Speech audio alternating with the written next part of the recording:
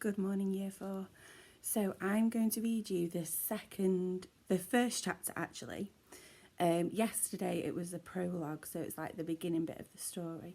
I'm going to read the first chapter today, and the first chapter is called The Day It All Began. Let's start on the day it all began. On the day it all began, Lucy Dunstan woke up.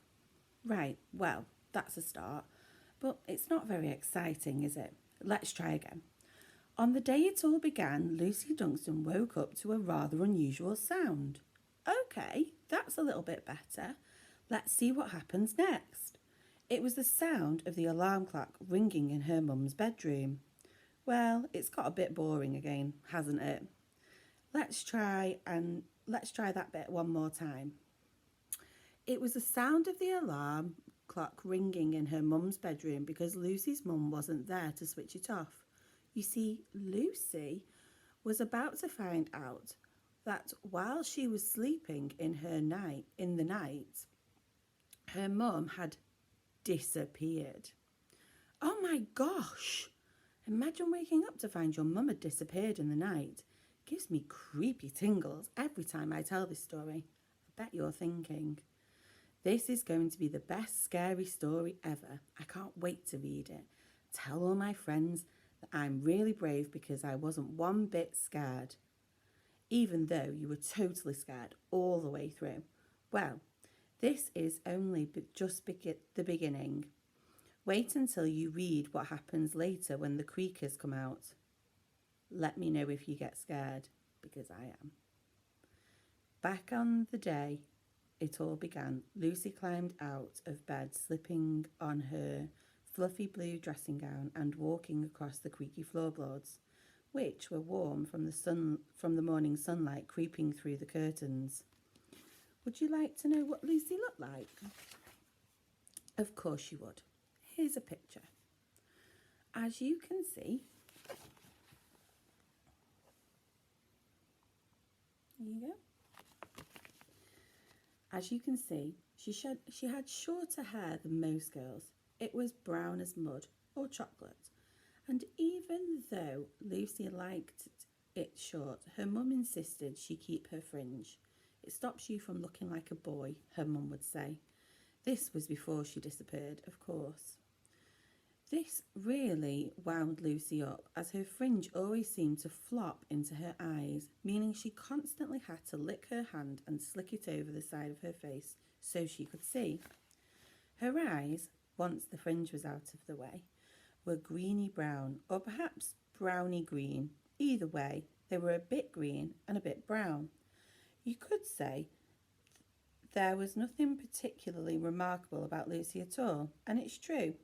She was no different from any other child in Whiffington, which is another way of saying she was quite remarkable indeed. Anyway, more about that later. Mum, Lucy called, padding across the landing towards her mum's bedroom. But of course, you already know there was no reply because her mum was gone. Lucy's heart started beating faster in her chest as she gently opened the bedroom door and stuck her head inside. Mrs. Dunstan's book was still on the bedside table, a bookmark poking out, with her reading glasses perched on top. Her empty cocoa cup with the yellow polka dot pattern sat beside it. Her slippers were neatly positioned on the floor. It was all as usual, except for the piercing ringing of the alarm clock and the spooky empty bed. Lucy stopped the alarm clock and ran to check the bathroom. Bath empty, empty shower, empty loo, although Lucy would have been very surprised to find her mum hiding in there. She ran downstairs, empty kitchen, empty living room, empty everywhere. Mum! Mum! She called, a note of panic rising in her voice and her heart leaping like a frog in her chest. She was beginning to get an awful feeling that something terrible might have happened, and it was a feeling that Lucy already knew. You see, the really creepy thing was that this wasn't the first time it had happened to Lucy Dunstan.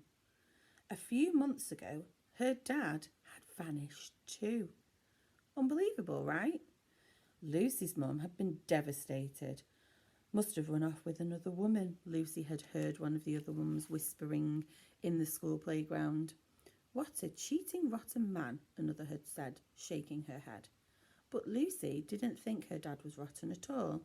She couldn't believe that he would run off without saying goodbye to her, without leaving a note, without saying where he was going, without finishing the half-eaten chocolate hobnob and barely sipped cup of tea she'd found on his bedside table the next morning.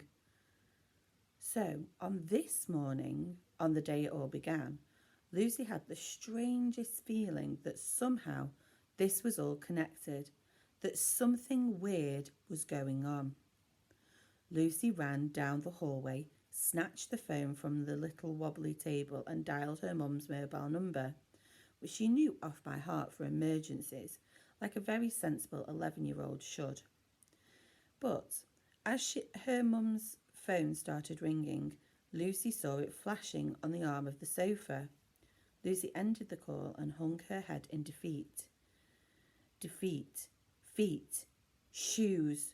Her mum's shoes. She ran to the front door.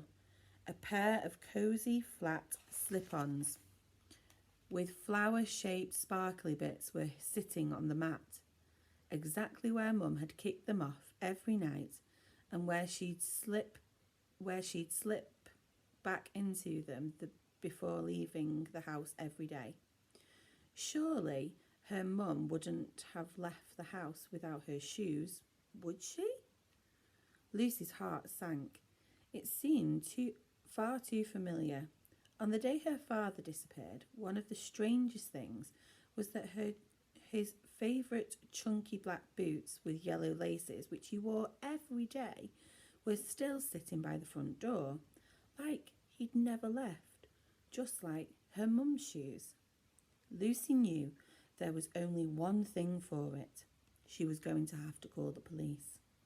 She'd never done that before.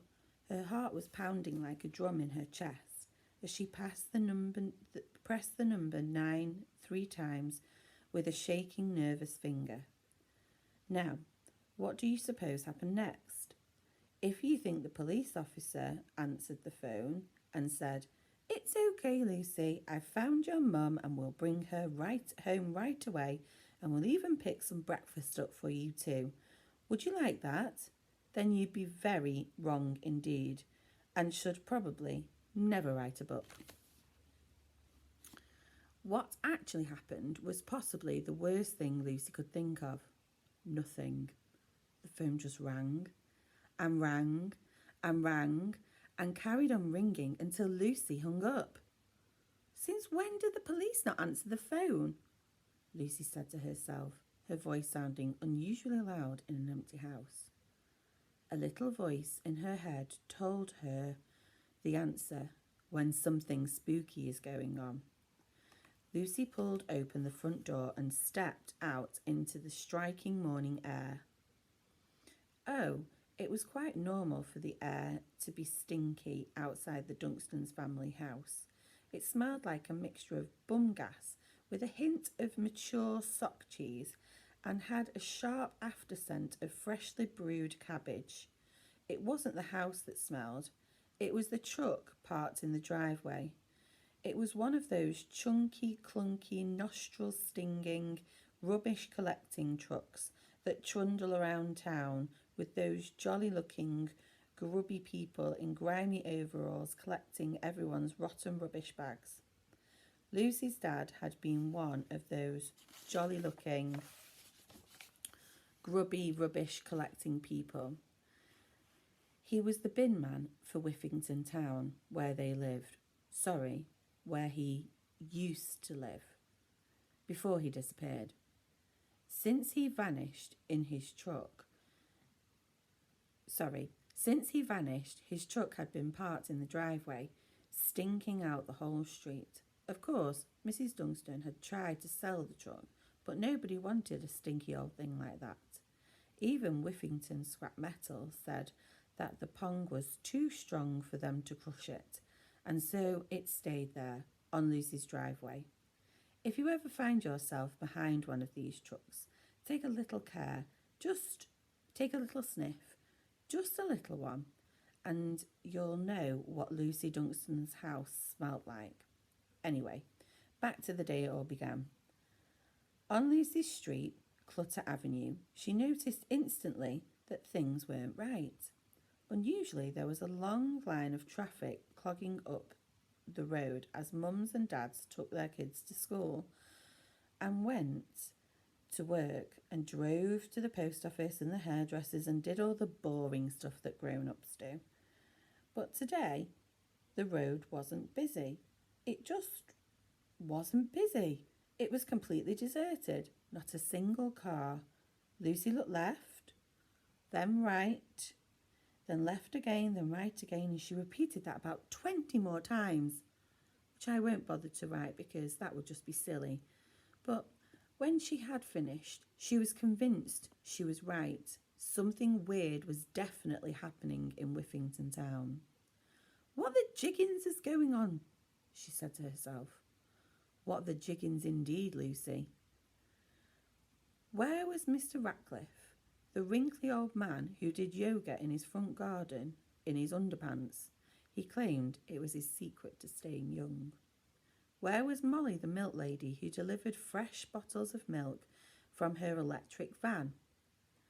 Where was Mario, the Italian man from the next street who jogged past every morning in his skimpy lycra shorts? Where was everyone?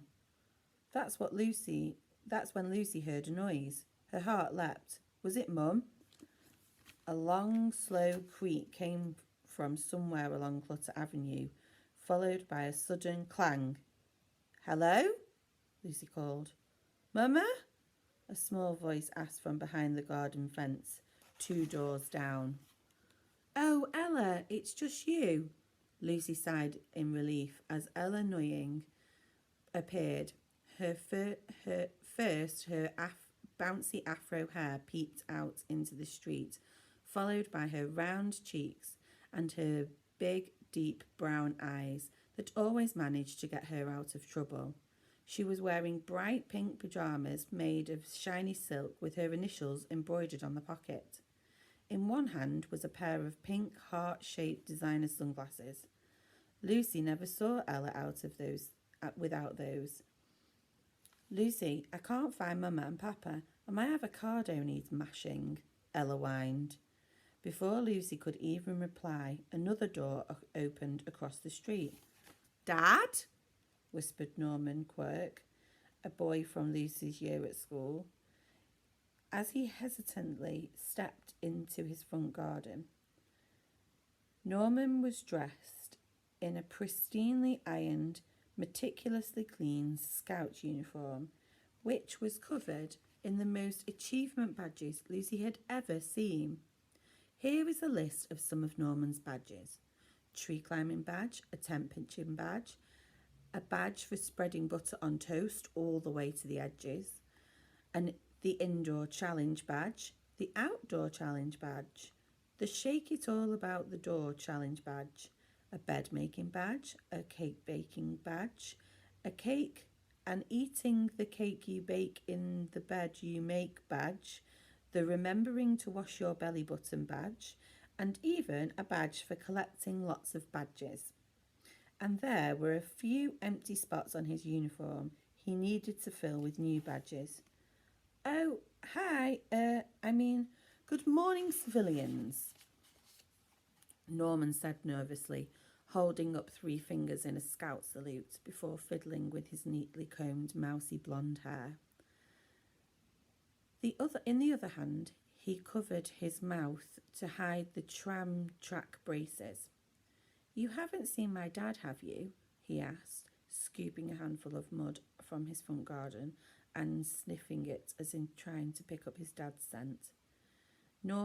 When Norman bent down, Lucy caught sight of his Transformers socks. Ella giggled at him, not really in a mean way, but just because she found Norman sort of funny. Everybody did. Norman was different. Sometimes people who are different get laughed at, but it's always the different ones who make the difference. Lucy heard her dad's voice say in her head, he had his own way of looking at things. On cloudy days, he'd tell Lucy, the sun just needs a holiday so it can shine better tomorrow. When she came second to her friend Georgina in the sack race on sports day, he told her, don't be upset. You just made your friend really happy. And when she asked him if he liked being a bin man, he said, you'd be surprised what people throw away, Lucy. One man's rubbish is another man's favourite pair of black boots. And he clipped his heels together with a wink. No, I've not seen your dad, sorry, Lucy said, shaking off her daydream without her own father and elbowing Ella to stop laughing. My mum's missing too. Suddenly, another door opened and Sissy McNabb ran out into the street in tears. Then Toby Cobblesmith, who had his shoes on the wrong feet. Next came out William Trundle and Brenda Payne, searching for their mum and dad. Then another kid and another one, until one by one every child in Whiffington town came stumbling out of their houses in their PJs, dressing gowns and slippers, trying to find their parents. Nanas and granddads, aunts and uncles, they were all gone too. There wasn't a single grown-up to be seen. There was such a kerfuffle in Clutter Avenue. Some children were crying, others were laughing, and a few were still fast asleep in bed and hadn't noticed anything yet. What's going on? They shouted, the ones who were awake. Where are our parents? They called. What are we going to do? They yelled. Lucy took a breath and tried to think. What would Mum do? She said to herself. How did my mum find out what was going on in the world?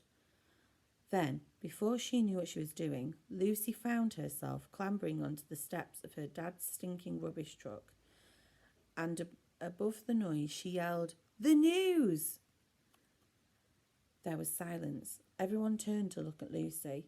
We have to watch the news. I know it's super boring, but whenever Mum wants to know what's going on in the world, she watches the news, she told them. The children all looked at each other, uncertain. I'm sure you know that the news is the biggest snore fest on TV, but Lucy had a point. She's right, Norman whispered to Ella, too frightened to say it out loud. She's right, Ella shouted, not frightened of anyone. To the television, they all cried in unison, and every child on Clutter Avenue in Whiffington town pushed past Lucy and piled into her house. In a matter of seconds, her living room was full from carpet to ceiling with scared children in their PJs.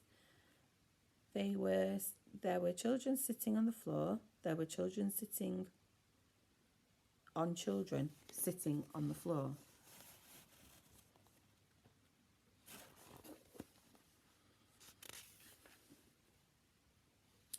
There were even children sitting on the floor, sitting on children, sitting on the floor. They were all terrified, mainly because their parents were missing, but also a little freaked out because they were about to watch the news without being made to. Lucy switched on her TV. Have you got any popcorn? Said a child sitting on the floor. Sorry, I don't think we do, Lucy replied. Chocolate hobnobs? Asked a child sitting on the floor. No chocolate hobnobs either. Mum doesn't buy those anymore. Not since, well, never mind. We just don't have any. You mean you have to watch TV without snacks? Moaned Ella, who was sitting on the child, sitting on the floor.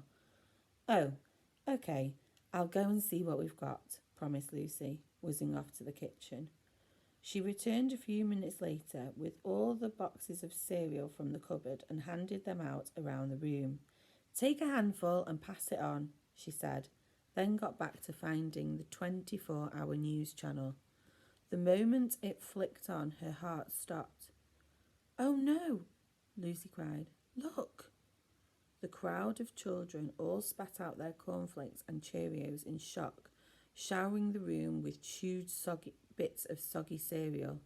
On the TV, they could see the normal news desk, the normal sheets of paper, and the normal coffee mug, but there was something very not normal about it. The news presenter was missing. Ella pushed through to the front. "Try another channel. Maybe your TV's broken, Lucy." "Don't you have a TV repair badge?" she demanded, turning to Norman, who tried his best to hide when everyone looked at him. "Perhaps I could take a look," he said sheepishly, as the children nudged him across the room towards the telly. "Sorry, oops, watch out," he muttered as he stepped on almost everybody's fingers. "Well, why isn't it working?" Ella said, bashing the remote on the side of the TV. Well, I actually do have a badge for TV remote control functions, and as the only member of Whiffington's Scout Troop present today..." "Aren't you the only member of the Scout Troop full stop?" asked Ella. Everybody laughed. Norman sat down, looking defeated, on what he thought was the arm of the sofa, but was actually the head of another child sitting on another child. "Here, just do your best," Lucy said, taking the remote from Ella and handing it to Norman. Norman smiled at her, for once forgetting to hide his braces. He flicked through a few channels, hoping to find a grown-up of any kind looking back at them. Silly Sunrise, the kids' show, had no Funzo the Clown getting pied in the face today. Wacky Whiffington had no Piers Snorgan, although that was probably an improvement.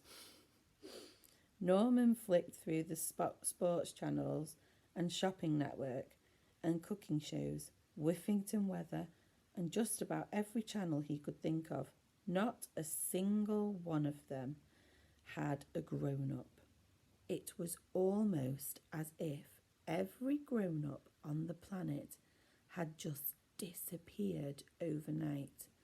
From Lucy's mum to the news presenter, they had all just gone.